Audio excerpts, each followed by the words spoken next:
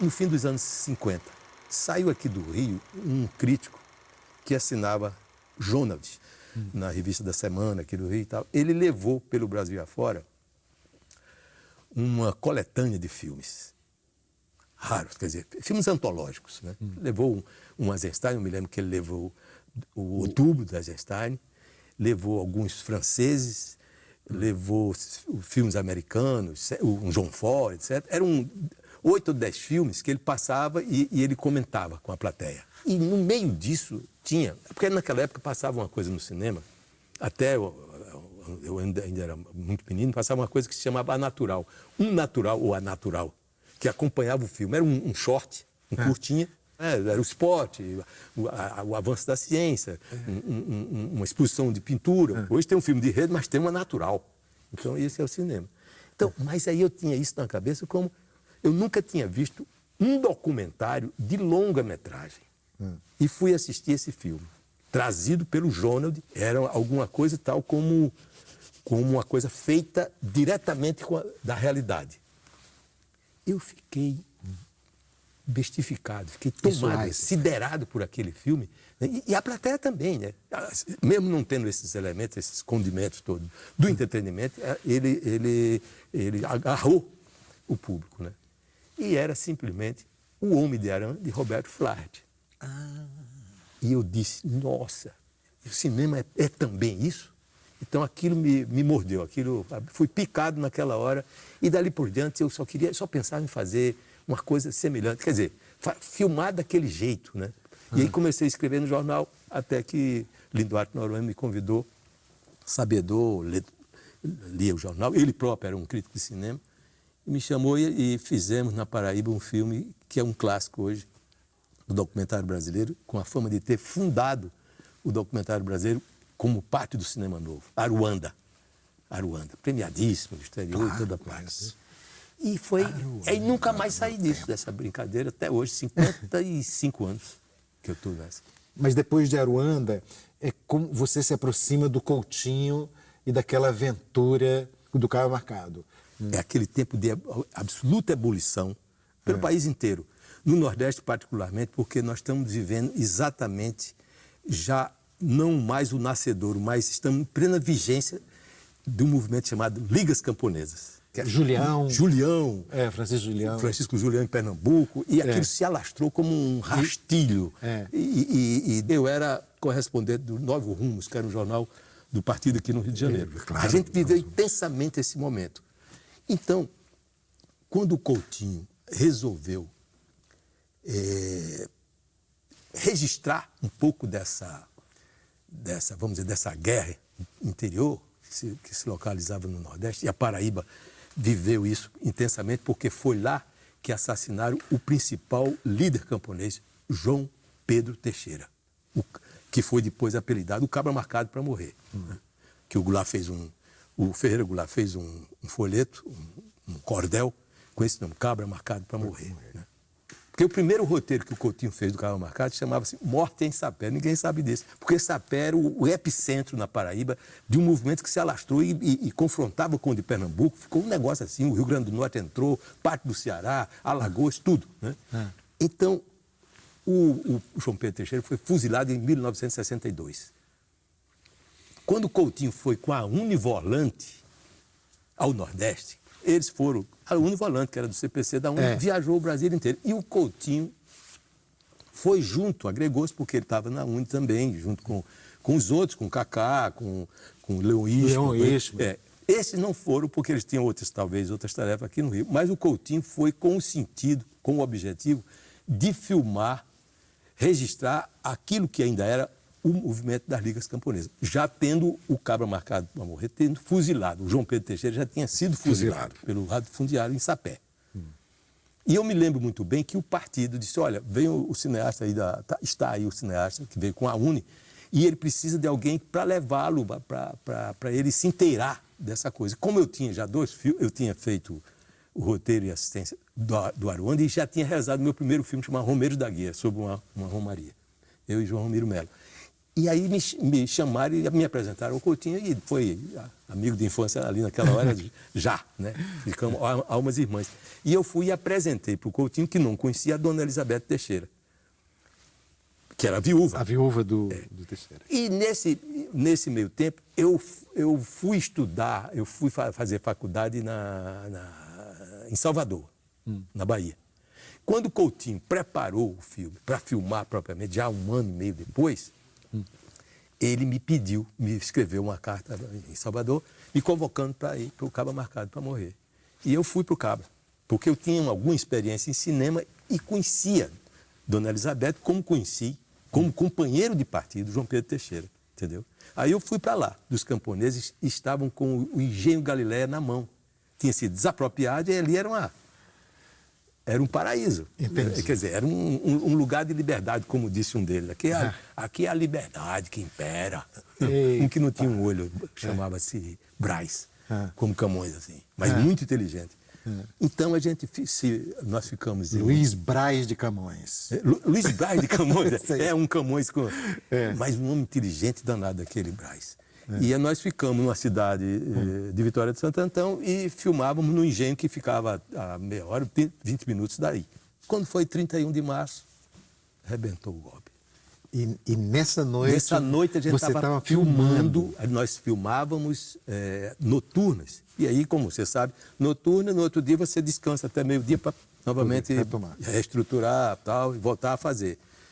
Voltávamos para a cidade, estávamos dormindo ainda, coisa de 8 horas da manhã, quando alguém da cidade foi à nossa porta nos acordar, porque achavam que o movimento era o nosso. O Coutinho, Marco Faria, Cécio Tirê,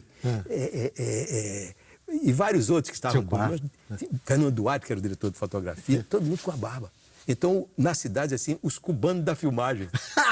Vai acordar os cubanos da filmagem, olha que maluquice. Que cubano que nada, cara. E aí a gente voltamos para o engenho, acordamos azuados, assim, sem saber ainda o que era aquilo, né? E fomos para o engenho Galileia para organizar os camponeses. Olha, veja que você. Né? E aí começamos a ouvir o rádio e vimos que não era nada disso, que era o contrário. Os caras descendo de Minas para o Rio de Janeiro, aquele negócio o general lá que vinha. Cruel, Maurice Cruel, não sei o quê. E quando chegamos no... Esses mesmo que estão chamando agora de novo. Exato, essa velharia de coisa aí. Mas olha, quando chegamos Você sabe o que aconteceu? Chegamos, chama todo mundo aí e tal. E entabolamos uma conversa. Os camponeses, esse Braz, sabe o que ele falou? Doutor, eu vou lhe dizer uma coisa, para todos ouvir. É melhor vocês tirarem esses carros daqui e sair para vocês se salvarem. Porque essa coisa vai quebrar nos pinhaços da gente. Nós é que vamos pagar isso. Não vai adiantar nada. Olha que homem... Divisão, né? Aí não deu outra. Pernoitamos no mato, calados, porque o exército já vinha e de fato esteve lá. E algumas pessoas foram sacrificadas, camponeses que foram parar nas caldeiras das usinas, queimados. Isso aí tem os óbitos todos, entendeu? Mas no outro dia, todo mundo rapidamente botou as barbas de molho, como dizem, tiramos as barbas e fomos de grupos de 2, 3, só rateiros, para se encontrar no Recife e dali fugir para algum lugar, salve-se quem puder, entendeu? Eu fiquei encarregado de dar guarda à dona Elizabeth Teixeira, a viúva, que tinha um nome nos jornais, conhecidíssima já, porque era uma líder também. E não tive outro recurso, procurei um parente no Recife, aliás, uma parenta, que era casada com outro senhor, e levei Dona Elizabeth para lá, porque eu fui destacado pelo conjunto das pessoas. O Coutinho não podia ficar, porque tinha que vir embora. E ainda foi preso em Olinda. Levei para casa dessa prima que era casada com o senhor lá. E aí cheguei e tal. Passamos 2 dias. No terceiro dia, eles viram Dona Elizabeth na televisão, retrato. Os equipamentos do filme era mostrado. E diziam, e os jornais, isso eu tenho jornais, que nós, aquilo era uma falsa filmagem, não tinha nada a ver, que nós íamos liquidar com os delegados de polícia do interior de Pernambuco, todos. Que história. Tomar o poder, esse tipo de coisa. Agora, você imagina onde a gente estava metido. Bom, aí eu fiquei lá, aí, no segundo, terceiro dia, o marido da prima veio, me chamou em particular e falou assim, pelo amor de Deus, me tira essa mulher daqui. Olha que encrenca. Aí o que é que eu faço? Então, eu falei com a dona Elizabeth em particular. Aí ela disse, não, eu tenho aqui, abriu a bolsinha dela, eu tenho um endereço de um amigo do João Pedro, do marido, do finado, e que se você for em busca dele, eu tenho certeza, aqui no Recife, porque o João Pedro passou por um sindicato lá no Recife antes de ir para o campo. Se ele souber que eu estou nessa situação, ele vai me acolher. Aí me deu o endereço e eu fui nos cafundóis, no último subúrbio do Recife, e encontrei com o João Serafim, Antônio Serafim. Um senhor que me recebeu muito bem e disse, traga ele e a mulher dele. É como se fosse nossa irmã. Aí eu tive aquela certeza de que ela ia ficar segura. E estava realmente segura. Voltei, agora para tirar ela de lá. Uma pessoa que está com a foto no jornal.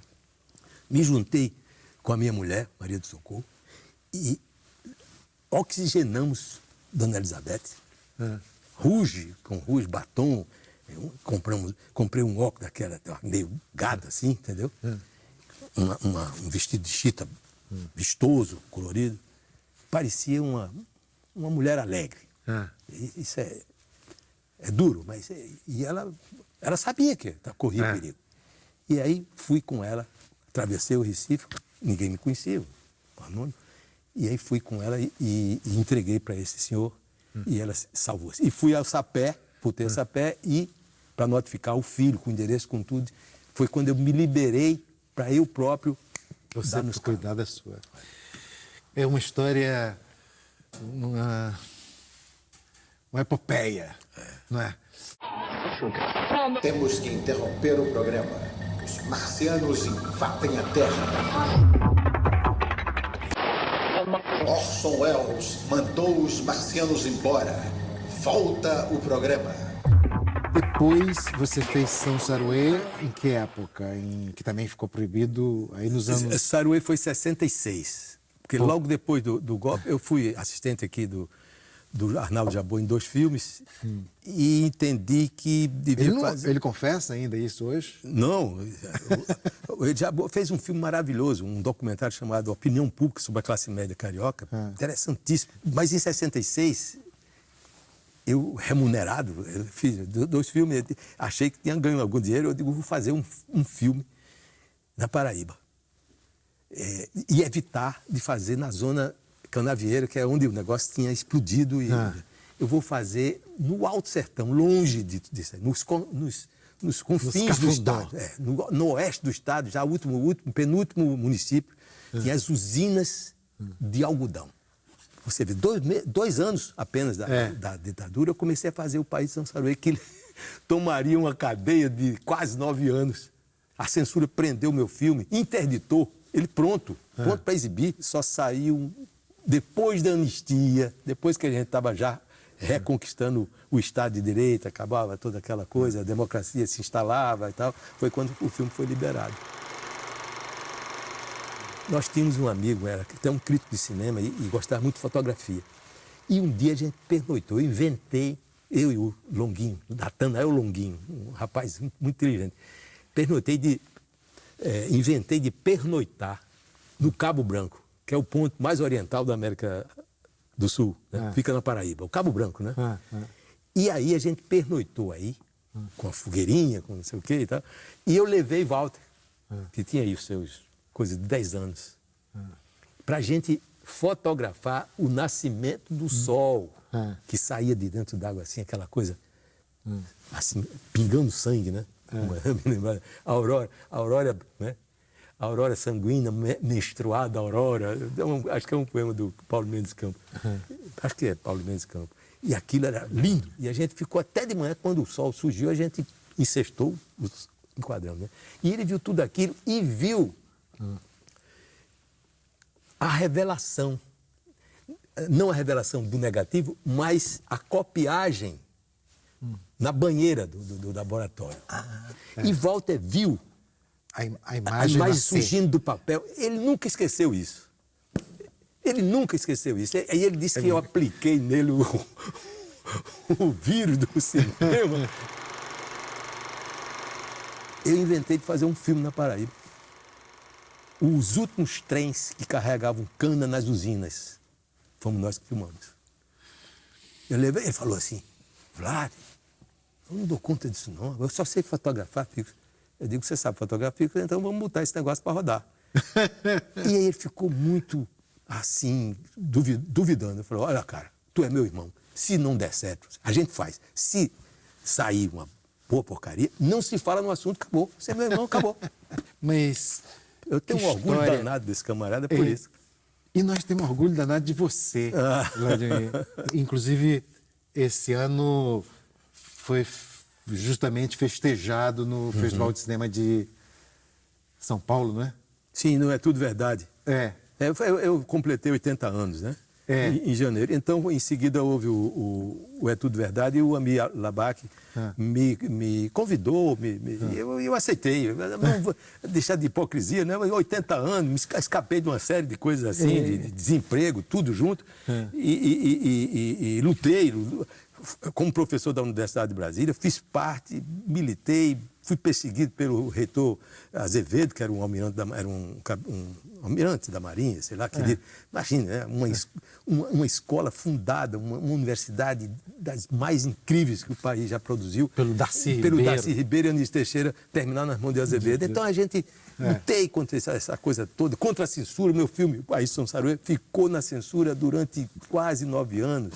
Né? Eu fui viver em Brasília, talvez até, para ver se libera, porque a censura funcionava em Brasília. E fui ficando, hoje já faz 45 anos que mora lá. Todo esse tempo eu coletei, eu guardei toda uma parafernália de cinema. Eu tenho mania, um desvio de personalidade, sei lá o que é isso.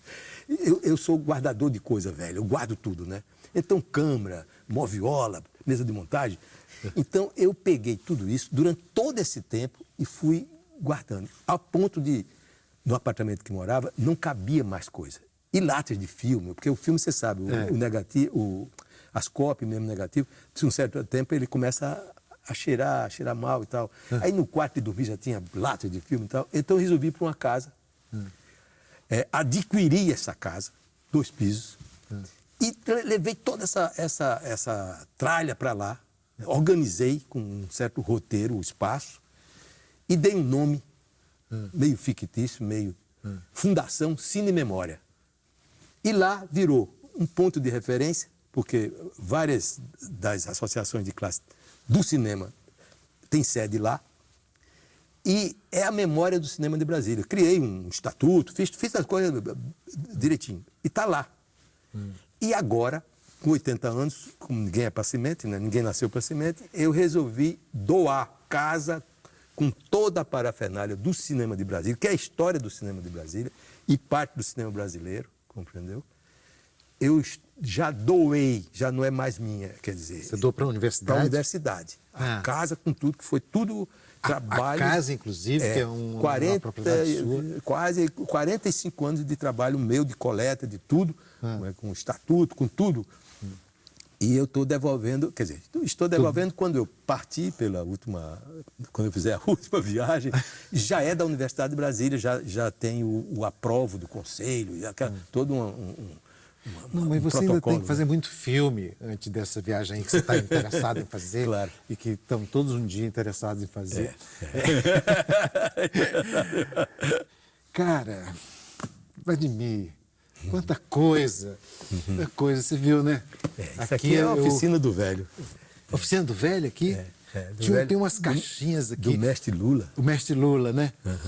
E o Walter parecia... Era ele falando outra vez. Então, por isso que eu te digo, é meu irmão, eu fui quase pai dele, quer dizer, Quer dizer, irmão, pai. E, de certa forma, eu sou filho dele, porque ele é a reencarnação do velho mestre Lula. Oh, aí rapaz. Fechou, cara. E aqui a gente está na oficina. Na oficina, é um mestre... dos ambientes do Luiz Martins em Itabaiana. O que você acha, Valtinho, da gente Não, eu que acho estava que aqui a gente voltar para lá? O negócio da caixa, né? Do mestre Lula. O mestre Lula, né? Uma coisa lembra assim, coisa do... baú de memória. Alguma coisa aí, ó. Tem alguma coisa de mágico nisso aí, né? Todas essas coisas, né? Isso aqui parece, imagino que deve parecer as coisas do mestre Lula. Mestre Lula, presente, céu. materializado. Materializou isso aqui na ficção. Exatamente. Só faltava o Valtinho tá aqui, mas ele foi tirar a maquiagem. Não, tá aqui. Ih, ó! Ih, rapaz, que luxo! Aí, nosso você, cinegrafista. Tomou conta. Nosso câmera. Arte do artista acaba de contratar Walter Carvalho para fazer a câmera deste programa. No maior programa do mundo. Não tem outro igual. Esse luxo. Né? Maravilha. Seu filho, seu pai. Tudo junto, uma pessoa só.